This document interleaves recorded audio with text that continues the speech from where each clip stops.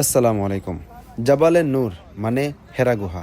এই পাহাড়ে এই পবিত্র কুরআন শরীফ আল্লাহ রাব্বুল আলামিন মহানবী সাল্লাল্লাহু আলাইহি সাল্লামের উপরে নাজিল করেছিলেন জিব্রাইল আলাইহিস সালামের মাধ্যমে। এটাই সেই পাহাড় যেই পাহাড়ে আমাদের পবিত্র কুরআন শরীফ আসমানি কিতাব, শ্রেষ্ঠ কিতাব নাজিল হয়েছিল। যেই কুরআন শরীফকে কোনো পাহাড়ে যদি নাজিল করা হতো, সেই পাহাড় ধ্বংস হয়ে যেত, সেই পাহাড় খান খান হয়ে যেত। এই সেই কুরআন শরীফ, যে কুরআন শরীফ মহানবী সাল্লাল্লাহু আলাইহি সাল্লামের উপর নাজিল করা হয়েছিল। তো আজকে ভিডিওতে এই পাহাড় আপনাদেরকে দেখানোর চেষ্টা করব ইনশাল্লাহ।